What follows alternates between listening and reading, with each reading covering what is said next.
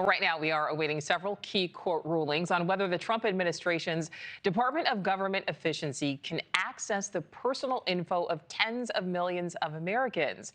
Democratic attorneys general from 14 states are seeking a temporary restraining order to stop Elon Musk and his DOGE team from accessing sensitive data and firing employees at half a dozen federal agencies. The judge says she is likely to rule by the end of the day.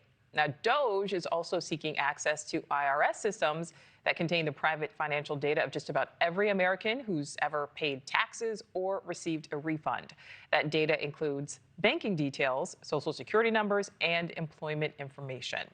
So NewsNation's Khalil live for us in Washington. And Joe, the fight over DOGE's access to all this information has really been a key point of contention from the very start of this new administration.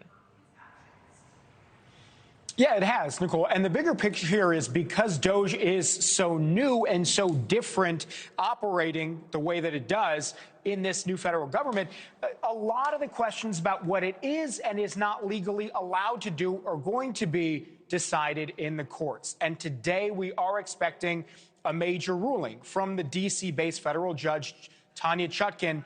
The issue here at hand is, as you mentioned, 14 different states, all of them Democratic-leaning states, brought these complaints forward, basically trying to stop or limit DOGE's authority in two different areas. One is the mass firing of workers in federal agencies, and the second piece of this is whether they should legally have access to American taxpayers' personal data from the IRS and from Treasury databases. So those are going to be the things that we are expecting to get a ruling on today. We've seen protests throughout the country, again, mostly in Democratic-leaning circles, and you've seen several lawmakers raise questions and raise concerns about whether or not DOGE is overstepping authority. At the same time, you're seeing Elon Musk defend their authority and say this is necessary in order for DOGE to continue out its mission.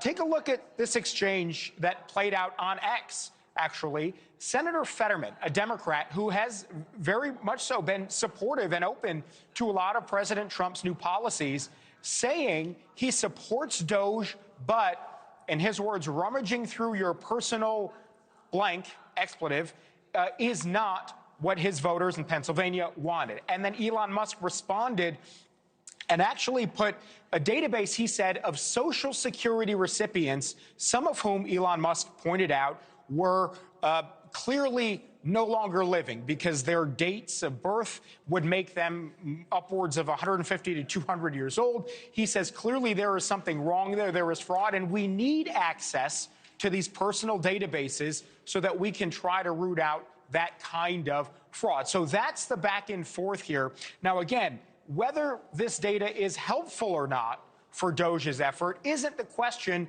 before the courts. What these states are arguing is that DOGE does not have the authority to do these firings unilaterally and also to access all of that personal data. So that is what we're waiting for today from Judge Chutkan, who yesterday said that it would be about 24 hours before she would issue an important call on this. Nichole, just add that this is going to be a big ruling today, but probably not the last time DOGE's authority comes up in the courts. Yeah, we know that we're seeing so many lawsuits. All right, Joe, so DOGE's mission is to find waste, fraud, abuse when it comes to government spending, make the government essentially more efficient. Has it been doing that? Is it being successful in its mission?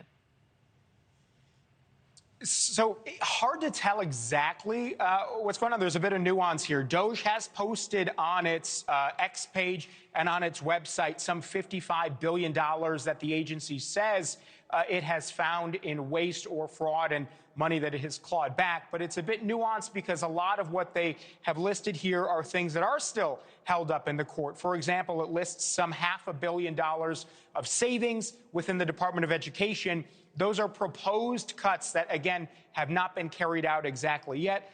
They list $200 million, mentioning in money that is no longer being spent on diversity, on DEI initiatives. They list another $144 million related to real estate leases they say will eventually be brought back. and there are others. So what they're saying is a combination of what they've already done, what they have tried to do, and what is also held up in court. Thanks for watching. Go to joinnn.com to find NewsNation on your screen. And don't forget to click the red subscribe button below to get more of NewsNation's fact-driven, unbiased coverage.